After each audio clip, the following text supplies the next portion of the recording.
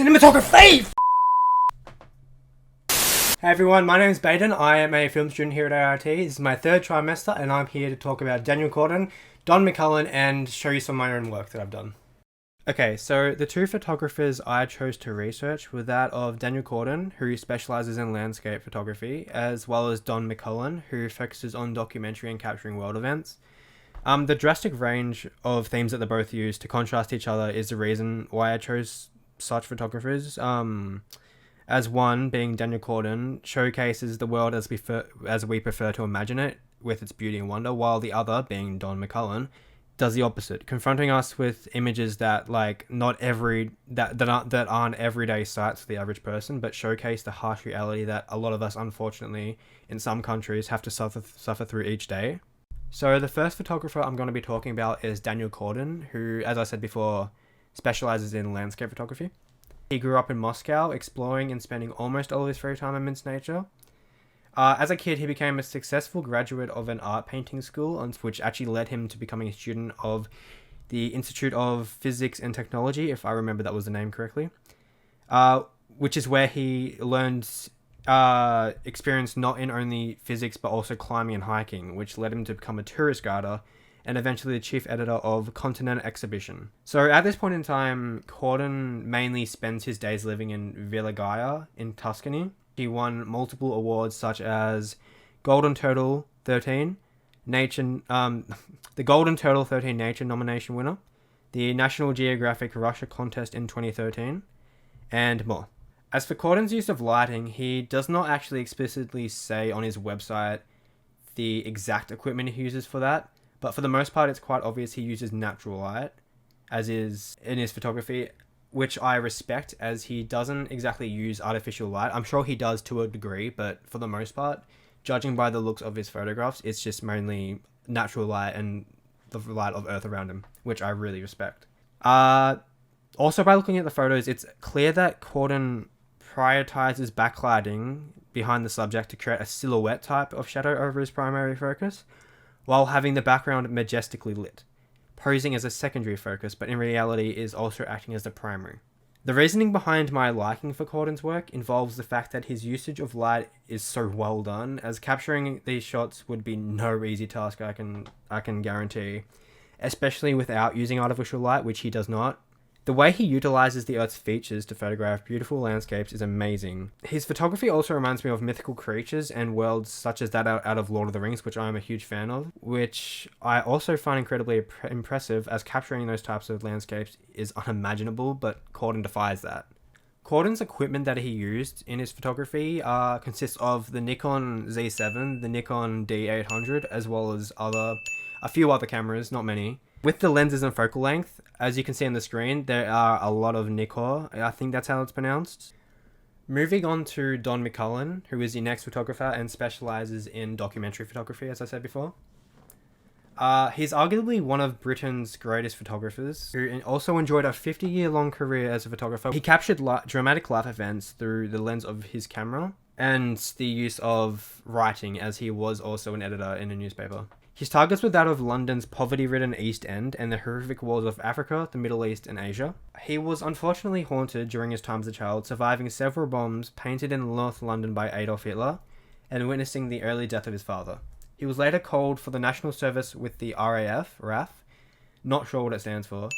Following postings to Cyprus, Kenya, and Egypt, he returned to his home of London, carrying nothing but a twin reflex, I can't even pronounce that word, camera, which he used to photograph members from a local gang who were actually his friends under the name of the Governors. He earned his first commission as photographer by the age of 23 after persuading the picture editor at The Observer in 1959. This sparked and expanded his beginning of photography as a career. McCullin won the British Press Award for his essay on the construction of the Berlin Wall, which he submitted in 1961.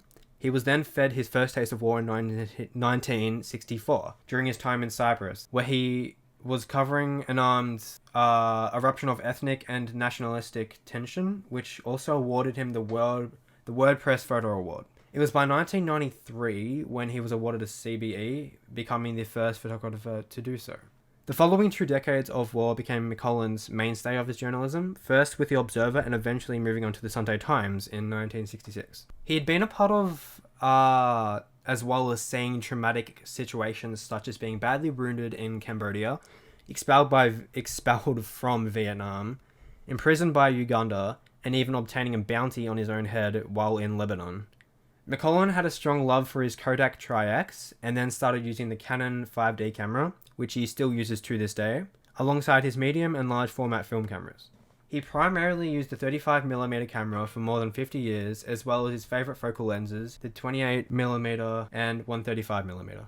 My reasoning behind choosing McColland for my focus of documentary revolves around the fact that he isn't just capturing photographs for the sake of beauty and aesthetics, but he's also spreading a message of awareness to those not aware of the outside struggles of their safe homes. And by doing this, is showing that the world is not perfect in any regard, which is something a lot of photographers try to hide. So next up is my own photography that I've taken myself. The first one I'm going to be talking about is my still life photographs.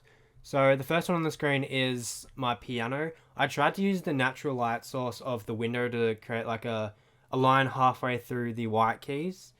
It's not really exactly halfway through, but I tried. But yeah, I wanted to bring a sense of symmetry to the picture. My second picture is my pop vinyls of Freddy Krueger and Michael Myers. I tried to blur out Michael with Freddy's claw in the foreground, so it casts like an intimidating kind of photo that Freddy is causing a kind of fear factor onto Michael. My third photo is of my pot plant against my, it's like a glass barrier against a background. I tried to create a sense of a wide angle kind of shot while also keeping it close angle with the pot plant being more towards the center so that it appears larger. My fourth photo is my Chicago Bulls cap against a blurred out background of a basketball court. I wanted to put two basketball related things together to create one theme towards it, as I thought that would create an interesting concept. My final picture is a second pot plant against a colourful background. I know that it isn't the brightest. It caused a lack of resources for me, COVID. So I didn't exactly have the proper lighting equipment. So I was forced to use natural light, which didn't work as well as I hoped, but it did. The concept was there. So for the next and final category is portrait photography. My first picture is me standing in a nicely lit street at night, leaning against a tree. I especially like the lighting in this picture as it illuminates the entire area and not just myself. The reflection on the roads reflects with the water as well, as it had been raining that night. The next picture is a picture of my dog Coco, who is standing on a piece of concrete with the background illuminating against her, which I find to be a really beautiful shot. The third picture is of a seagull at Melbourne Library, Victorian Library, Melbourne. I especially like this photograph as the green is extremely vibrant compared to the background, and the white with the seagull blends in, doesn't blend in. It contrasts well with the green, which I find really fascinating. The final picture is me and my dog, with me wearing a Mandalorian helmet, which I chose to wear as it shines against the sunlight. I've placed me and Coco in the middle of the photograph to portray a selfie-like kind of portrait.